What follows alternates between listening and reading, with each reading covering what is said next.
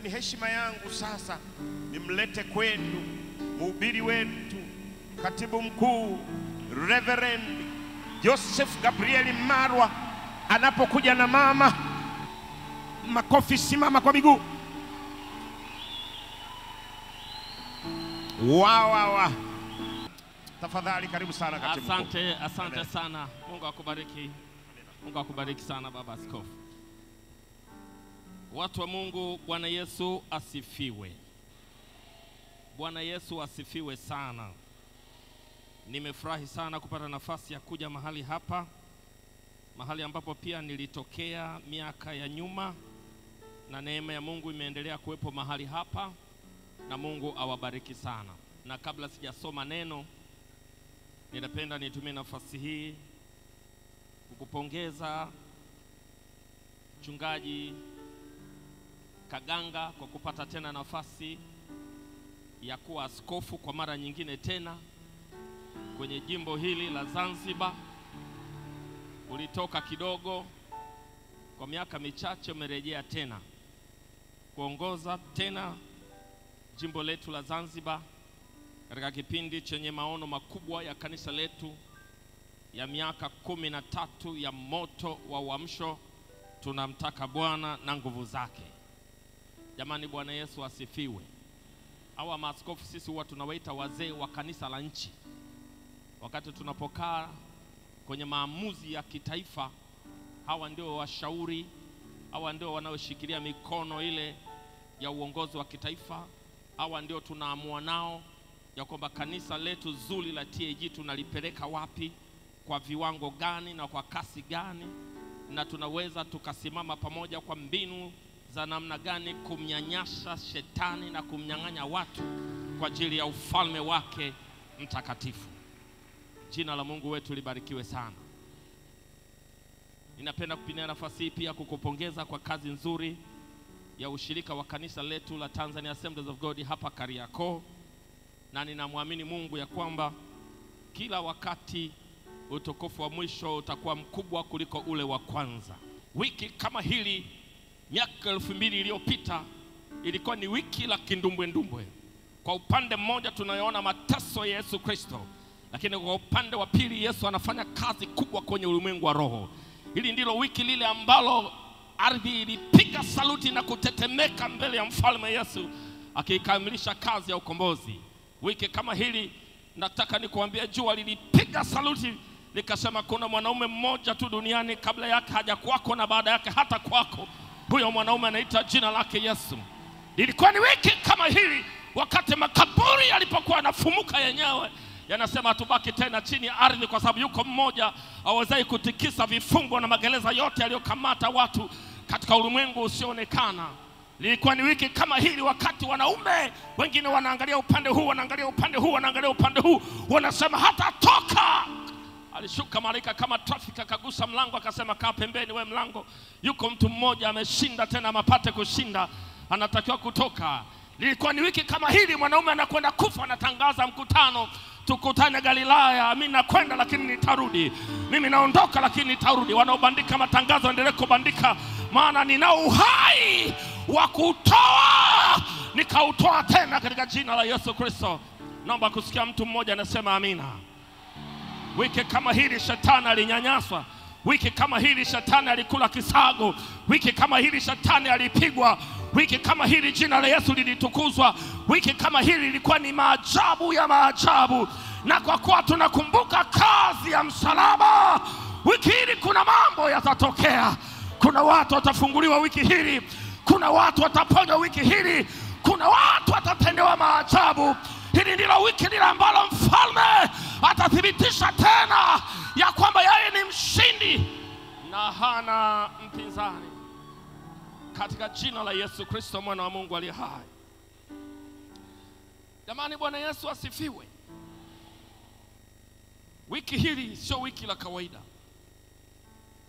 na ninaomba nilitambulishe wiki hili kwa wiki lako. Hebu sema, wiki hili ni wiki langu la kukumbukwa na Bwana. Na nilipokuwa ninajiandaa na somo hili, nilikuwa ninaweza kusikia kabisa rohoni yani shetani akinikasirikia, angelikuwa naweza kudondosha ndege angeidondosha, angelikuwa naweza kupindua treni angeipindua, angekuwa naweza kupindua lile gari lililonitoa nyumbani angelipindua. Maana nilikuwa ninaandika huku anaona, nilikuwa ninaomba huku anasikia, nilikuwa nikisikia sauti ya Mungu anasikia vibaya, kwa sababu ya yale ambayo Mungu anamimina kwenye maisha yangu kwa ajili ya maisha ya wale ambao Mungu atawatendea. Najua alisikia vibaya, lakini alikuwa haona cha kunifanya. Atanifanya nini? Atanifanya nini? Na kazi zake na nguvu zake na majini yake na uchawi wake hana cha kunifanya, kwa sababu nimefunikwa na damu ya Yesu Kristo iliyomwagika msalabani wiki kama hii. Ninalindwa na nguvu za Mungu kwa njia ya imani. Haye ni Bwana wangu, ni mshindi na zaidi ya ushindi. Nina ujumbe ambao nataka nikuletee jioni ya leo, ujumbe ambao yumkini labda hujawahi kusikia kwa jinsi hii, na nataka nikuthibitishie ya kwamba Mungu ni Mungu wa matokeo, sio Mungu wa maneno tu. Ni Mungu wa kazi, ni Mungu wa matokeo, ni Mungu anayelithibitisha neno lake katika ishara, maajabu na miujiza. Wiki hili litakuwa wiki la matendo makuu ya Mungu katika jina la Yesu Kristo. Jamani amina. Jamani amina. Nataka nikuletee ujumbe, kama ningekuwa na uhubiri kwa kimombo ningelisema when pain becomes the bridge. Lakini sasa kwa sababu nahubiri kwa Kiswahili, ujumbe huu ambao ninakuletea una mada inayosema wakati maumivu yanapofanyika daraja. Wakati maumivu yanapofanyika daraja. Yani kabla sijasema andiko, kabla sijasema muktadha, kabla sijazungumza pointi, ni kama nasikia mapepo anasema tumeumia. Kama ujumbe ndio huu wiki hili, tumeumia. Wakati maumivu yanapofanyika daraja. Jamani haleluya. Unajua kazi ya daraja ni kuunganisha pande mbili ambazo zilikuwa hazina namna ya kufikika, ama zinaweza zikafikika, ama kuwa na mawasiliano kati ya upande mmoja na upande mwingine kwa namna isiyowezekana, ama kwa namna ngumu sana. Na wakati kunapokosekana daraja, inawezekana watu wa upande huu wasiweze kwenda upande huu, na watu wa upande huu wasiweze kwenda upande huu. Kwa hiyo linapotokea daraja, au linapofanyika daraja, au linapotengenezwa daraja, maana yake imefanyika njia ambayo watu wanaweza wakatoka upande mmoja wakaenda upande wa pili. Mawasiliano kati ya upande mmoja sasa yamefunguka, watu wanaweza kwenda upande wa pili. Sasa nataka nikuambie, ziko nyakati katika maisha ambapo maumivu yanakuwa kikwazo, yanaweza yakasababisha mawasiliano kati ya upande mmoja na upande mwingine yasiwepo, kati ya level moja na level nyingine yasiwepo. Lakini Yesu ametegua kitendawili hiki, wiki la msalaba, wiki la mateso, wiki la Pasaka. Yesu alitegua kitendawili hiki. Yesu katika wiki hili anakuhakikishia kwamba ana uwezo wa kugeuza maumivu, hayo maumivu yakafanyika daraja. Yesu ana uwezo wa kugeuza machozi, hayo machozi yakageuka kuwa daraja. Yesu ana uwezo wa kugeuza msiba, huo msiba ukageuka ukawa daraja. Yesu ana uwezo wa kugeuza yale maumivu yakafanyika daraja na kwenda upande wa pili. Jina la Mungu wetu libarikiwe. Wiki la Pasaka ni wiki la kumbukumbu ya maumivu yasiyoneneka, ambayo yalifanyika daraja la wokovu na uponyaji wa watu wote.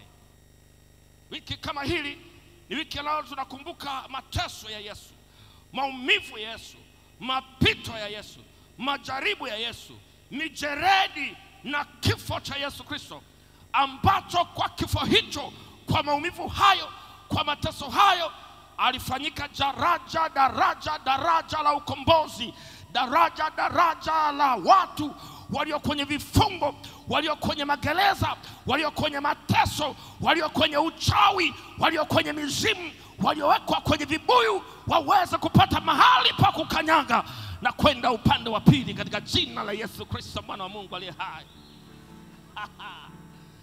Jamani, haleluya.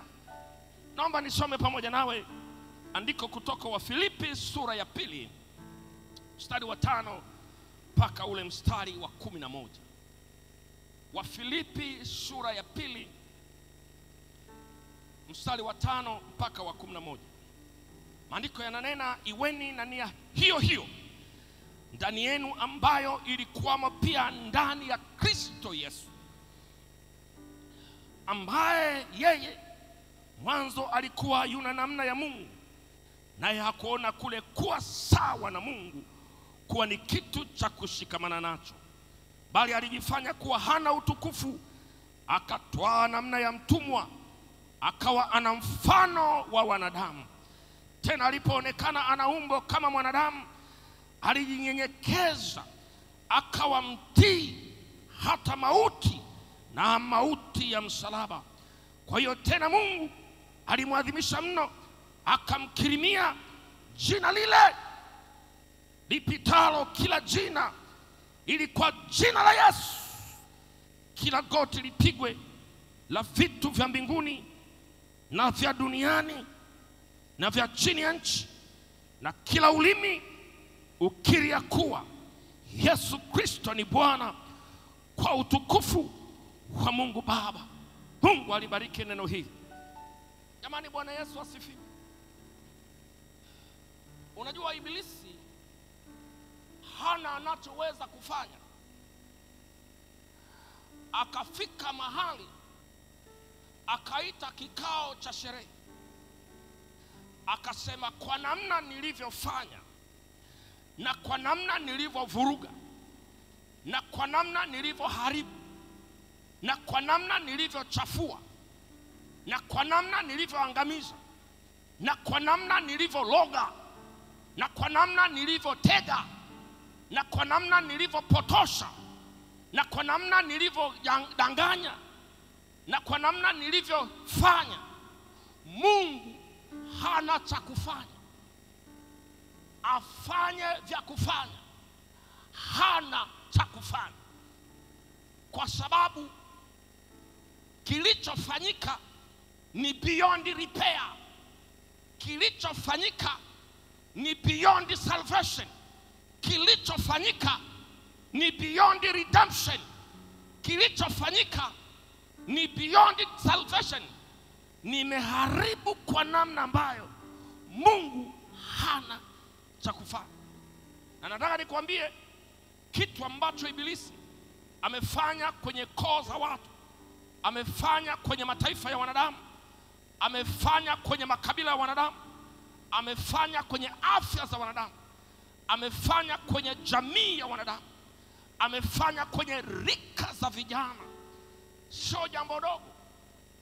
Na mara nyingi mimi huwa nawaambia watu, ninapozungumza ukweli, watu wa Mungu, msinichukulie kana kwamba na promote kazi za shetani. Unajua, kwenye vita ya kiroho, moja ya makosa makubwa ambayo mtu unaweza ukafanya kwenye vita ni mawili. Moja ni ku underestimate the power of the enemy. Maana yake nini maneno haya? Maana yake ni kumchukulia poa shetani kwa lugha ya leo, na kusema hana lolote, na kusema mnyonge, kama ambavyo watu wengi wamezoea kusema shetani hana kitu, shetani ni mdogo, shetani hana uwezo, shetani hatanifanya nini. Ni kweli tunaweza tukasema hivyo, lakini nataka nikwambie, shetani amefanya kazi kubwa ya uharibifu. na anaendelea kufanya kazi kubwa ya uharibifu. Yako maelfu ya watu wanapotea kila siku. Yako maelfu ya watu wanauawa kila siku. Yako maelfu ya watu wanapotoshwa kila siku. Ziko nguvu za giza zinaishi ndani ya watu. Ziko nguvu ya giza zinaishi ndani ya koo. Ziko nguvu za giza zinaishi ndani ya familia. Ziko nguvu za giza zinaishi ndani ya mamlaka za wanadamu. Ziko nguvu za giza zinafanya kazi ya uharibifu kila siku. Na wakati mwingine tunaposema shetani ni mdogo tu, wakati mwingine tunakuwa hatutumia akili zaidi. Mahali fulani Mungu akasema ni mpumbavu peke yake anaweza akasema Mungu hayupo. Na mimi ngoja niongezee, ni mpumbavu peke yake anaweza akasema shetani hayupo.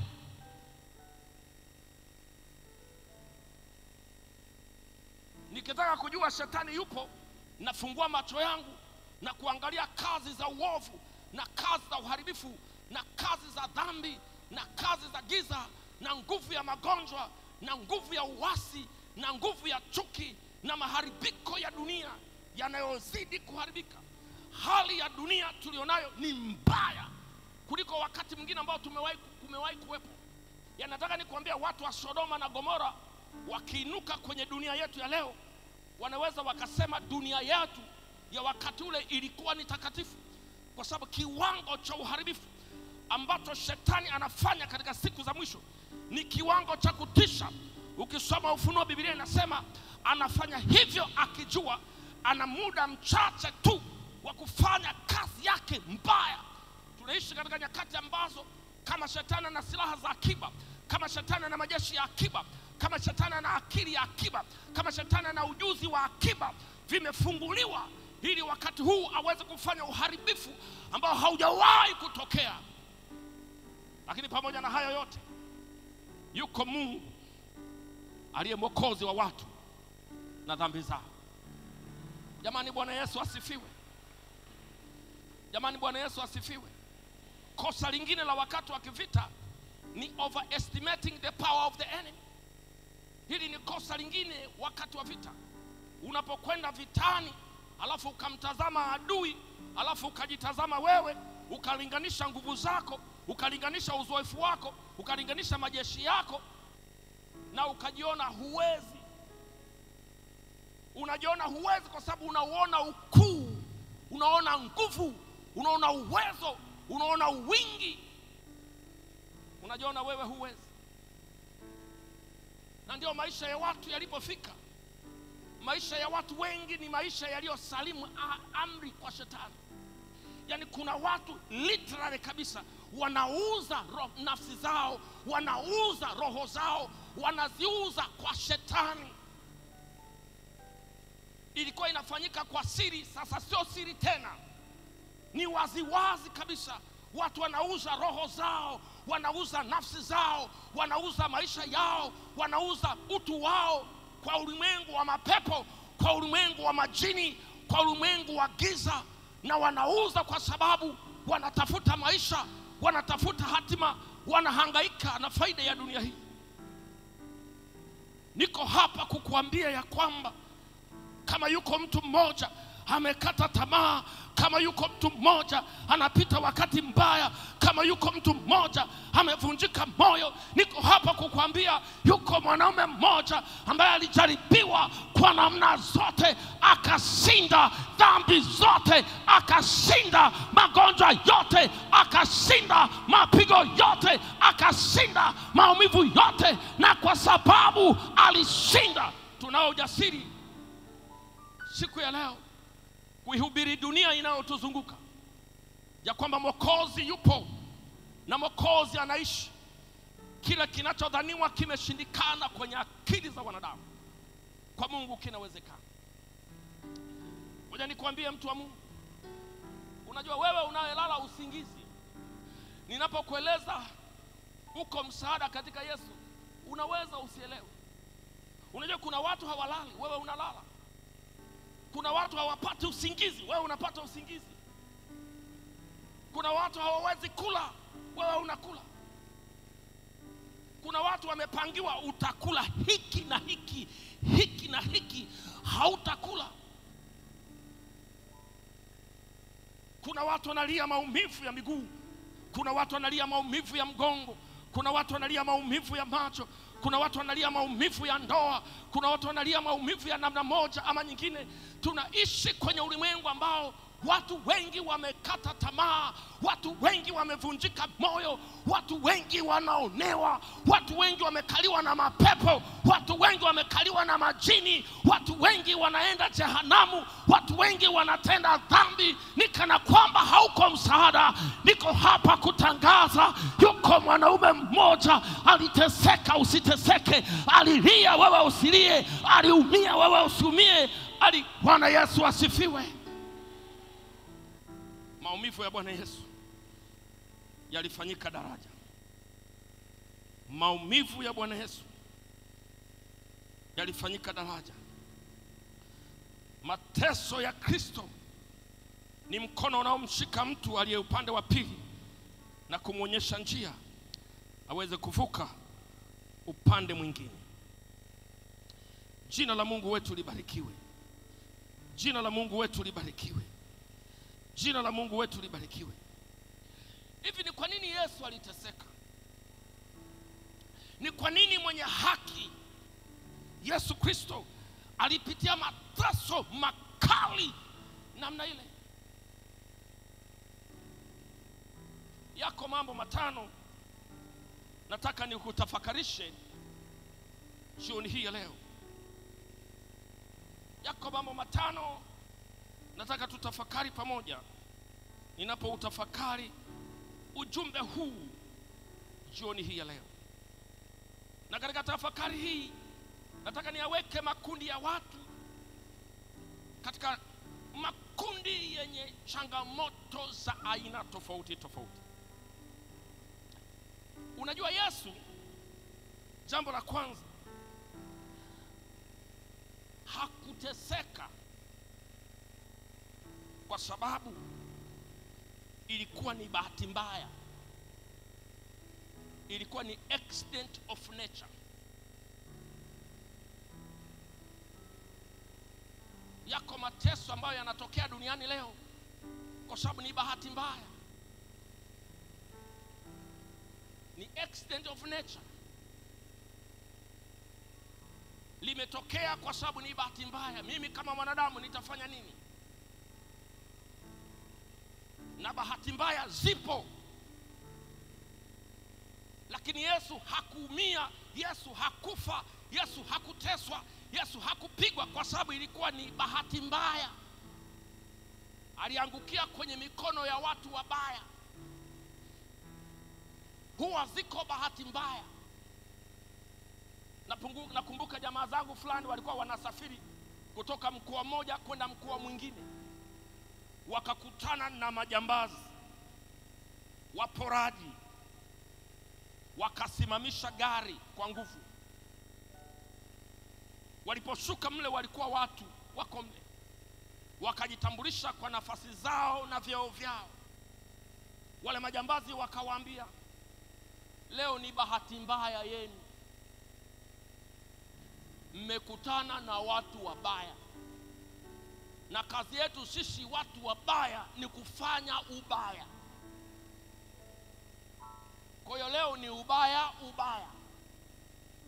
Toa koti, wakatoa. Toa viatu, wakatoa. Wakatoa vyote. Bahati nzuri katika ile gari palikuwepo na baba mmoja, ni askofu. Akawaambia, naomba mniheshimu, mimi ni kiongozi. Shida yenu si ni hela? Hizi hapa. Akawapa pesa. Wakasema, baba askofu, kwa kuwa umejitambulisha, sisi tutakuheshimu kwa cheo chako, hatutakuvua nguo, lakini hawa wahuni uliopanda nao gari hawa tutawavua nguo hawa. Wakawavua nguo, wakawadhalilisha. Kwa nini? Kwa sababu walikutana na watu wabaya. Ilikuwa ni bahati mbaya. Huko walikokuwa wanasafiri walikutana na watu wabaya. Yesu hakufa kifo cha bahati mbaya. Yesu hakuteseka mateso ya bahati mbaya. Yesu hakuwa anasafiri duniani kwa bahati mbaya akakutana na majini yakamfanyizia. Yesu hakuwa anapita duniani kwa bahati mbaya akakutana na mapepo yakamfanyizia. Yesu hakuwa anapita duniani akakutana kwa bahati mbaya na Mafarisayo wakamfanyizia. Yesu hakuwa anapita duniani akakutana na wanadamu wabaya kwa bahati mbaya wakamfanyizia. Bwana Yesu asifiwe. Alikuwa anajua anakoenda, na alikuwa anajua atakao kutana nao, na alikuwa anajua atakachokifanya. Ukisoma Isaya 6 mstari wa 8, Biblia inasema ni mtume nani na ni nani atakaye kwenda kwa ajili yetu. Unajua katika kanuni ya kutafsiri Biblia hiyo huwa tunatafsiri tunaita double fulfillment. Ilitokea kwa Isaya lakini pia ilitokea kwa Yesu Kristo. Biblia inasema alipata kutimia neno lile alilonena nabii Isaya, watakuwa na macho ya kuona hawataona, watakuwa na masikio ya kusikia hawatasikia, watakuwa na mioyo ya kupokea hawatapokea. Lakini laiti wangelikuwa na macho ya kuona, laiti wangekuwa na masikio ya kusikia, laiti wangekuwa na mioyo ya kupokea, walisikia neno la ukombozi. Alikuwa anajua nitakutana na watu wabaya, nitakutana na shetani, nitakutana na Mafarisayo, nitakutana na Masadukayo, na watataka kuniua. Bwana Yesu asifiwe. Kwa Yesu hakufa kifo cha bahati mbaya, hakufa kifo cha kuviziwa, hakufa kifo cha kuzidiwa nguvu. Alikufa kifo kilicho na sababu. Alikuwa anataka maumivu yake yawe daraja, alikuwa anataka mateso yake yawe daraja, alikuwa anataka kifo chake kiwe daraja. Ndio maana hiyo kitu ilikuwa inamchanganya shetani. Laiti shetani angelijua ya kwamba kwa pigo moja ugonjwa umeondoka, akimwekea taji kuna watu wanafunguliwa, akimuua makaburi yaliyo magereza ya vifungo vya umalaya, vifungo vya uzinzi, vifungo vya mateso, vifungo vya urahibu vinakatika. Yumkini shetani angelighairi atafute njia nyingine, lakini kwa maumivu yake na kwa kupigwa kwake tumekombolewa. Jina la Mungu wetu libarikiwe. Maumivu yanafanyika daraja, maumivu yanafanyika daraja. Na ndio maana Yesu anasema iweni na nia hiyo hiyo iliyokuwa katika Kristo Yesu, yageuze maumivu yako. Unapounganisha na maumivu ya Yesu utaenda upande wa pili. Maumivu yako sio mwisho, mateso yako sio mwisho, maumivu yako sio mwisho, mateso yako sio mwisho, maumivu yako sio mwisho, mateso yako sio mwisho. Nakumbuka kisa cha binti mmoja ambaye wakati wa usichana wake alikuwa mtundu, anafanya dhambi za kila namna, ametoa mimba nyingi. Akafika mahali tumbo lake likapata shida ikabidi waondoe tumbo la uzazi. Na walipoondoa tumbo la uzazi akakutana na Yesu, akaokoka, akawa yuko kanisani, anajiuliza maswali magumu. Nikichumbiwa mimi siwezi kukubali, maana ni mwanamume gani atanioa asitake watoto? Ni mwanamume gani atanioa asitake uzao? Kwa sababu nilishaondolewa tumbo langu la uzazi. Bwana Yesu asifiwe. Unajua kuna vitu shetani amefanya ndani ya watu. Anasema hivi, ili uzae lazima uwe na tumbo la uzazi, na mimi nimeng'oa. Yesu umempata lakini uzao upati. Niko hapa kukuambia Yesu unampata na uzao na upata.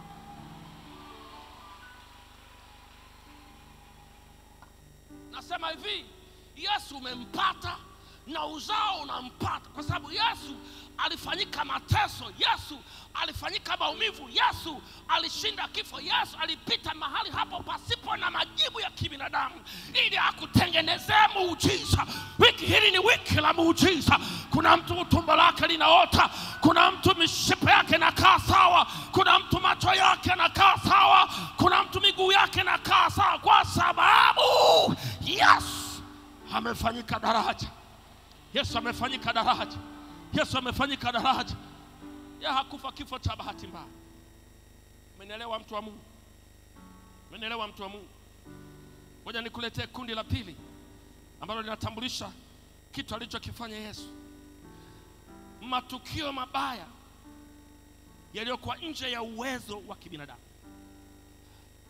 Matukio mabaya yaliyo nje ya uwezo wa kibinadamu. Yako matukio mabaya yaliyo nje ya uwezo wa kibinadamu. Yapo mengi tu. Yako mengi tu. Ni matukio mabaya, na kwa sababu hayo matukio ni mabaya, yako nje ya uwezo wa kibinadamu. Hakuna hospitali inaweza ikakusaidia. Hakuna ramli inaweza ikakusaidia. Hakuna hekima inaweza kukusaidia.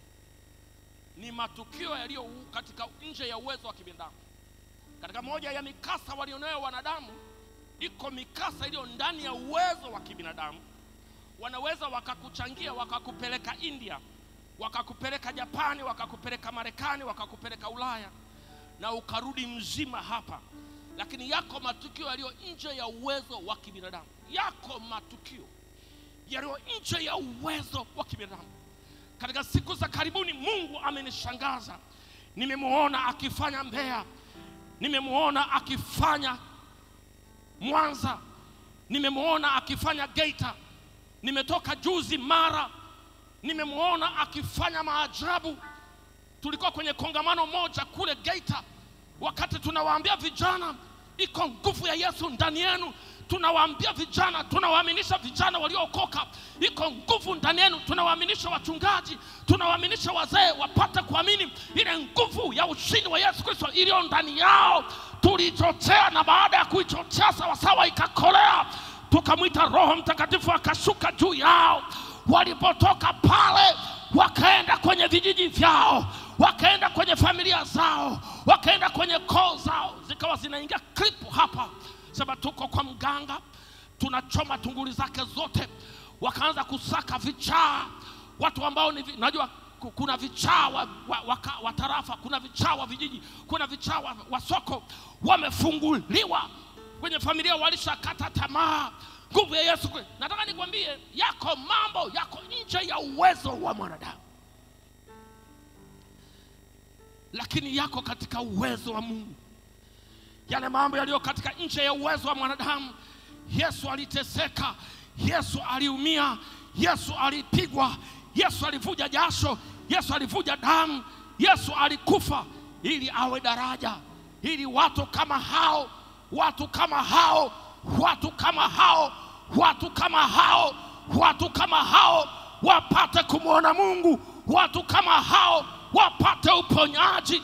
Na kama uko hapa una jambo kwenye mwili wako, una jambo kwenye ndoa yako, una jambo kwenye maisha yako liko nje ya uwezo wa mwanadamu, yuko Yesu aliye zaidi ya wanadamu. Atakutendea muujiza katika jina la Yesu. Nasema atakutendea muujiza katika jina la Yesu. Nasema atakutendea muujiza katika jina la Yesu. Sasa mimi sifahamu kwenye maisha yako ni ugonjwa, ni laana, ni mkosi, ni balaa gani linaishi kwenye maisha yako. Mungu yupo mtenda miujiza. Lakini jambo la tatu, Yesu hakufa kwa sababu alizidiwa nguvu na shetani. Yesu hakufa kwa sababu shetani alimzidi nguvu, kwamba alituma watu wabaya wakamkamata wakamzidi nguvu Yesu. Yesu hakuzidiwa nguvu. Wale mnaosoma maandiko mnaelewa, walipokuwa wanamkamata aliwauliza, hivi mimi nilikuwepo mchana kweupe nikihubiri, mnakuja kunikamata na marungu na mapanga kama mnamkamata mnyang'anyi? Wakamuuliza, wewe ndiye? Akajibu, mimi ndiye. Sasa unajua, ukisoma Biblia tu kwamba mimi ndiye, unaweza usielewe maana yake. Neno lile mimi ndiye maana yake I am. Ni ile I am ambayo alisema Mungu alipokuwa anasema na Musa kwenye kijiti kinachowaka moto. Ni lile neno niko, yani mimi niko, nipo siku zote, kabla yangu hakuwako na baada yangu hatuwako. Wale wengine alikuwa anajitambulisha mimi ni Mungu, na Mungu hawezi kujitambulisha mbele yako ukawa umesimama, utakuwa huna adabu. Bwana Yesu asifiwe. Walipokuwa wanasema wewe ndiye, akasema mimi ndiye niko ambaye niko, wakaenda mweleka mara ya kwanza. Ni kama namuona Petro hivi anasema hizi ndio huwa napendaga mimi, hizi za knockout, hizi mimi ndio napendaga, yani hapa sasa ndio nakuaminia mwanaume, hizi mimi ndio nilikuwa nasubiri hizi. Naona ni kama Petro anahesabu 1, 2, 3 wakainuka. Walivyo wajinga, badala wanyenyekea, wakauliza tena, bado tunaomba tuulize, hivi wewe ndiye? Akasema mimi ndiye niko. Nguvu zikashuka, zikatikisa ardhi, zikawatikisa, wakalamba mweleka mara ya pili. Hakufa kifo cha kuzidiwa nguvu na shetani. Anasema ninao uwezo wa kutoa uhai wangu na ninao uwezo wa kutoa uhai wangu. Yesu hakufa kifo cha kulala hospitali, anatetemeka na dripu ziko kichwani huko, anashushiwa dripu, anatetemeka, anasema naomba uji. Yesu hakufa kifo cha kuomba uji. Yesu alikufa kifo cha mwanaume wa shoka. Bwana Yesu asifiwe. Alijikabidhi mikononi mwao, akasema hii ni saa ya giza, timizeni mliotamani kuyafanya. Hakufa kifo cha kuzidiwa na shetani. Hakufa kifo cha kuzidiwa na shetani. Mwanaume Yesu hakufa kifo cha kuzidiwa na shetani. Alikubali maumivu ili kansa ichomoke mahali ilipokwama. Alikubali maumivu ili ukimwi uchomoke mahali ulipokwama.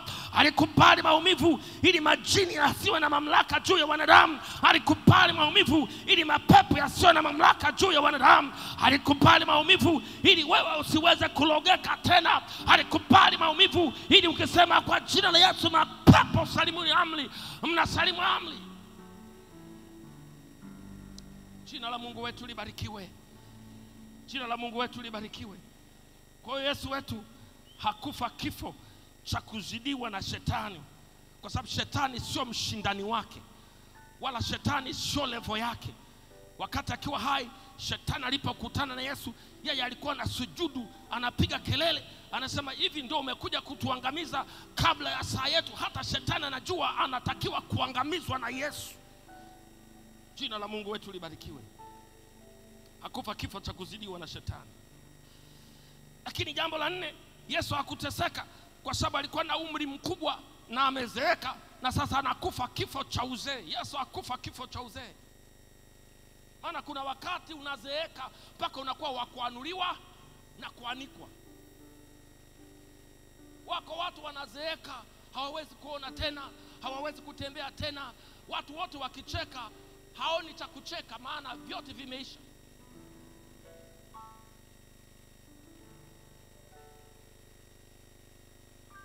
Unajua kuna watu wanaishi duniani, wanafika umri, mtu akifa halii kwa sababu anamuonea huruma. Analia kwa sababu kwa nini Mungu umeniacha, umechukua huruma. Kuna umri ukifika, ukiweka chumvi sawa, usipoweka chumvi sawa, ukiunga sawa, usipounga sawa. Kuna umri ukifika, usiku hujui wala mchana hujui. Kuna umri ukifika mpaka jina lako hulikumbuki. Mimi naitwa nani? Yesu hakufa kifo cha uzee. Miaka 33 na nusu, mwanaume kijana kabisa, akaondoka duniani. Ana akili zake, ana nguvu zake, anajua anachokifanya. Bwana Yesu asifiwe. Kwenye culture ya Kiyahudi, mtu akitimiza umri wa miaka 30 ndio umri ambao mtu akifanya maamuzi, tunasema haya ni maamuzi ya mtu timamu na mtu mzima. Na Yesu akasema wasije wakadhani nimetoroka assignment, acha nikue mpaka nifikishe umri wa tafsiri ya Kiyahudi ya kwamba nimefanya maamuzi ya mtu mzima, mtu mwenye maamuzi timamu, na kufa kifo kilicho na sababu ili nifanyike daraja la ukombozi, daraja la uponyaji. Jina la Mungu wetu libarikiwe. Unajua moja ya changamoto tulionayo sasa katika mwili wa Kristo ni kuamini kwamba watu sasa hivi hawaokoki. Unajua watu hawaokoki kwa sababu hawanataka kuokoka. Hawatataka kwa sababu ni watumwa. Mtumwa hana anachokitaka. Watu wataokoka kwa sababu sisi tunataka. Watu wataokoka kwa sababu Mungu ametutuma tuwaambie ni lazima muokoke. Watu hawaokoki kwa sababu wanapenda. Watu wataokoka kwa sababu sisi tunapenda waokoke. Ndio maana ukituma kupeleka habari njema, unamwambia asubuhi haelewi, unamwambia mchana haelewi, unamwambia jioni haelewi, unamtumia message haelewi, unamwandikia email haelewi, unamwombea haelewi, unamwambia tena haelewi, mpaka anakasirika anasema hivi wewe umetumwa kwangu tu, unamwambia ndio.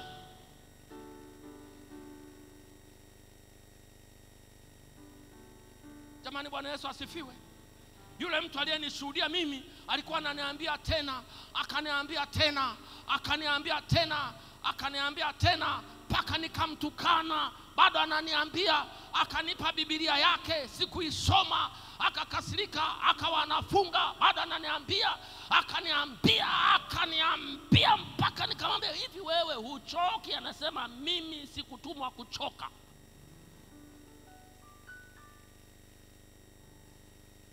Jamani, Bwana Yesu asifiwe.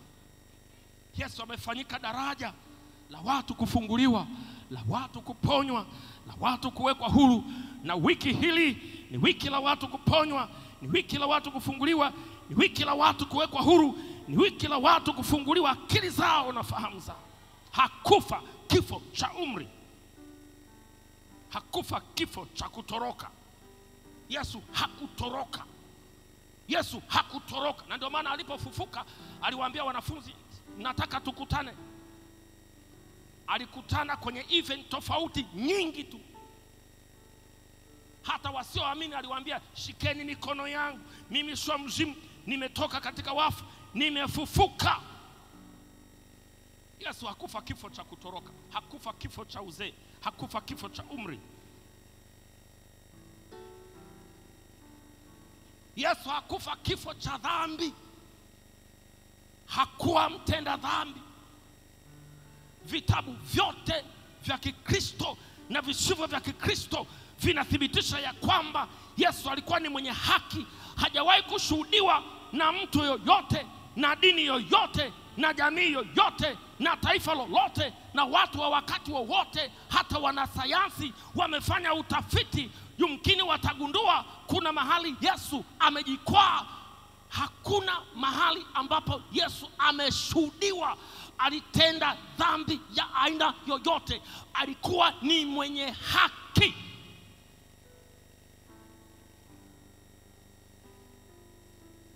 Aliteseka ili wewe na mimi tusiteseke. Aliumizwa ili wewe na mimi tusiumizwe. Alichubuliwa ili wewe na mimi tusichubuliwe. Alikufa ili wewe na mimi tushinde nguvu ya mauti. Bwana Yesu asifiwe. Bwana Yesu asifiwe. Bwana Yesu asifiwe. Wale ambao hawaamini kuna kuokoka, nataka nikuambie, Yesu kama angelikuwa hana uwezo wa kuokoa, alikuwa hana sababu ya kuja duniani.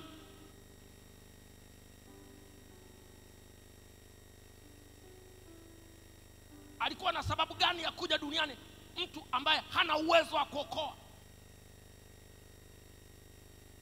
Ana nguvu ya kung'oa nguvu ya pombe ikatoka. Ana nguvu ya kutoa nguvu ya bangi ikatoka. Ana nguvu ya kutoa nguvu ya umalaya ikatoka. Ana nguvu ya kutoa nguvu ya usagaji ikatoka. Ana nguvu ya kutoa nguvu ya ulawiti ikatoka. Ana nguvu ya kutoa nguvu ya pornography ikatoka. Ana nguvu ya kutoa nguvu ya mawazo mabaya ikatoka. Ana nguvu ya kutoa kazi za giza ndani yako zikatoka. Ameteseka ili wewe usiteseke. Wako watu wengi sana wanaonewa. Wanasali huku wanaonewa. Wanaonewa na mapepo. Wanaonewa na majini. Wengine wana vitu vinatembea mwilini. Wengine wameolewa na mashetani, wameolewa na majini mahaba, wameoa majini mahaba, wana mateso kwenye miili yao, wana vitu vinatembea kwenye miili yao. Huna sababu ya kuteseka, huna sababu ya kunywa sumu, huna sababu ya kukata tamaa, kwa sababu yuko mtu mmoja, jina lake anaitwa Yesu. Ana uwezo wa kukuponya, ana uwezo wa kubadilisha maisha yako. Wewe unaweza kufanyika mjumbe wa injili ya uponyaji. Iweni na nia ile ile iliyokuwa ndani ya Kristo katika mioyo yenu. Bwana Yesu asifiwe. Bwana Yesu asifiwe. Nataka nikutie moyo mtu wa Mungu, ingawa naweza nisijue teso lililoko kwenye mwili wako, lakini nataka nikuambie hilo teso ni daraja. Hilo teso ni daraja, hilo pito ni daraja, hayo maumivu ni daraja, hilo balaa ni daraja, huo mkosi ni daraja. Ningekuwa naweza kumwambia shetani asante sana, ningemwambia afadhali uliniloga, kwa sababu kuna kitu kinakwenda kutokea kwenye maisha yangu. Utajuta kwa nini uliniloga, utajuta kwa nini ulinitendea vibaya, utajuta kwa nini ulipanda ugonjwa huu kwenye moyo wangu, utajuta kwa nini uliharibu miguu yangu, utajuta kwa nini ulimuua mama yangu wakati nikiwa na bado namhitaji, utajuta kwa nini uliniharibia masomo, utajuta kwa nini uling'oa tumbo langu la uzazi, utajuta. Maana maandiko yanasema zile siku zilizoliwa na madumadu, zile siku zilizoliwa na parale, zile siku zilizoliwa na tunutu, zile siku zilizoliwa na nzige, Mungu atazirejesha mara 7. Yeye akiiba mbuzi halipi mbuzi, analipa ng'ombe. Bwana Yesu asifiwe. Akija kwa njia moja, atakwenda kwa njia 7 tofauti. Yani kama kuna balaa linaendelea kwenye maisha yako, ulitakiwa kusema Mungu, ingawa siwezi kuenjoy mateso, lakini kwa kuwa Mungu, shetani amelipanda teso hili kwangu, hii ni fursa. Naomba nionyeshe kilichoko mbele yangu. Mungu akutendee. Mtu wa Mungu, ni jambo gani linakuliza? Ni jambo gani linakuumiza? Nimejifunza kujifunza mambo magumu kwenye maisha yangu. Mimi baba yangu amefariki mapema wakati ninamhitaji, mapema sana. Na nakumbuka wakati baba yangu amefariki nililia sana.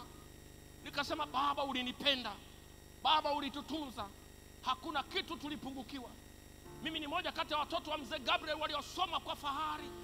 Baba yangu alikuwa mfanyakazi, baba yangu pia alikuwa mkulima, baba yangu pia alikuwa mfugaji. Niliporudi nyumbani aliniambia, piga ile maksai, piga yule ng'ombe wa pili, piga yule ng'ombe wa 3, piga yule ng'ombe wa 4. Na wakati ule serikali inatusomesha, mapesa yote naweka mfukoni. Wakati baba anafariki ilikuwa ni deni kubwa. Alituacha wakati ndo ninamaliza form 6. Hali hatina kazi na wadogo zangu wako hapo. Mimi nimekuwa baba, mimi nimekuwa kila kitu na sina kazi. Niliua macho yangu nikasema, mwanaume Yesu, kwa nini amenipata haya? Majibu ya Yesu alikuwa sio mchezo. Akaba, ngoja nikuonyeshe namna ninavyoweza kufanya mahali ambapo baba yako asingefanya.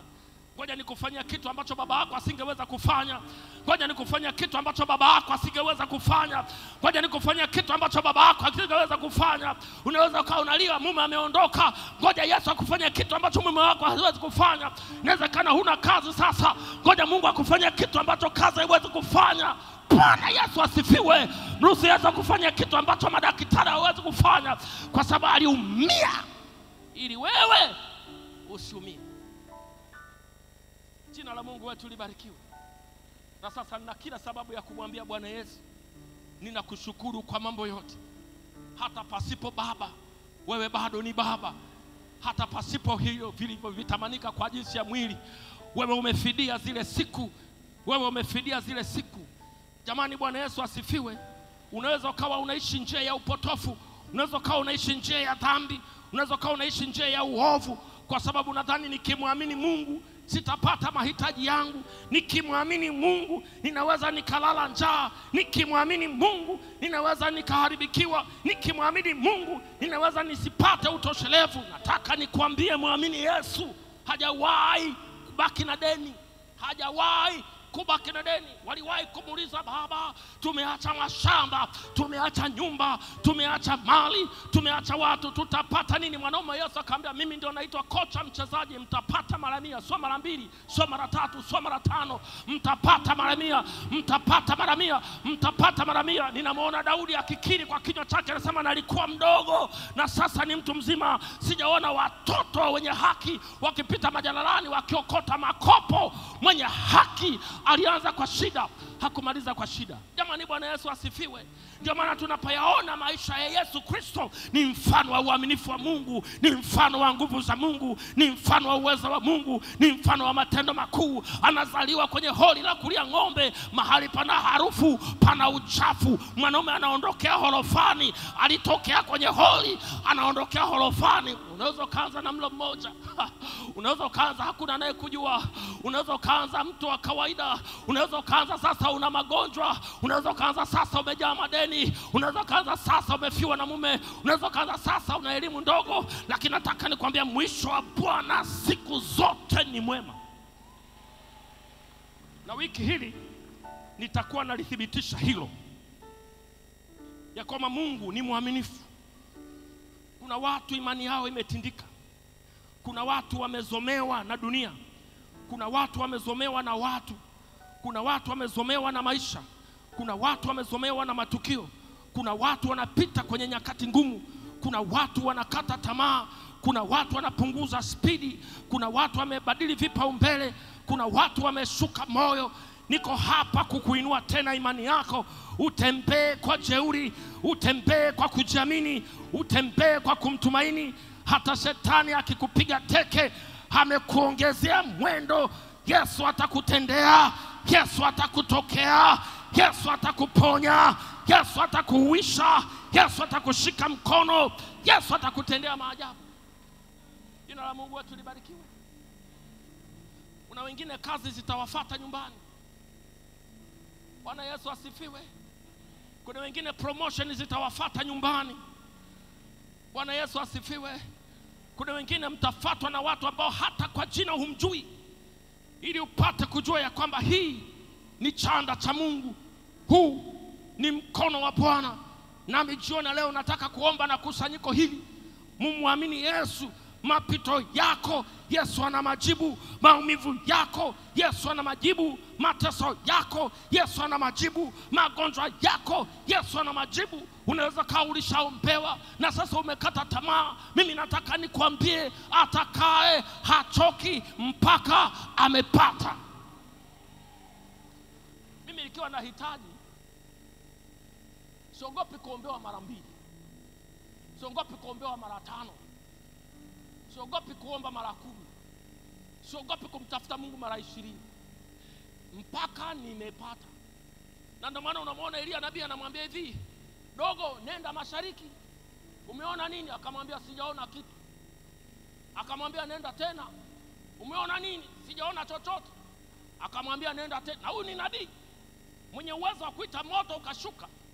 Anamwambia nenda mara ya 3, akaenda, akamwambia sijaona kitu. Alikwenda mpaka mara 7. Ilipofika mara ya 7, muujiza ukatokea. Unapozungumza habari za Naamani mkoma, alijichovya mara ya kwanza, alipojichovya hakuna kitu. Akajichovya mara ya 2, hakuna kitu kilitokea. Akajichovya mara ya 3, hakuna kitu kimetokea. Akajichovya mara ya 4, hakuna kitu kilichotokea. Alipojichovya mara ya 7, Biblia inasema vidole vyake vikawa kama vya mtoto mchanga.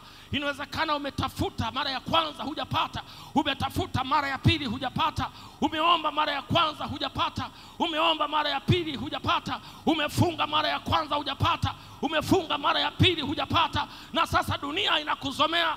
Mimi nakuambia fanya mara hii tu. Ndivyo ninavyosikia sauti ya Samsoni. Alikuwa mwendadhiri wa Bwana, kuna mambo yalitokea, wakamtoa macho, wakamfanyia vibaya, akaenda panapo nguzo, akasema mara hii tu Bwana, this once, mara hii tu Bwana, mara hii, mara nyingine tena moja Baba, naomba second chance, naomba second chance. wakati wanampeleka kwenye nguzo zile wanamcheka. Wanasema mwenda wazimu yule hata haoni. Alipozishika nguzo, nguvu ya Mungu ikaja juu yake, akazizangusha nguzo na kuona kwenye ulimwengu wa roho. Nguvu ya Mungu inakuja juu yako, unasukuma yasiosukumika, unaangusha yasioangushika, unabomoa yasiobomoka, unainuka tena katika jina la Yesu Kristo. Simama kwa miguu yako. Simama kwa miguu yako. Simama kwa miguu yako.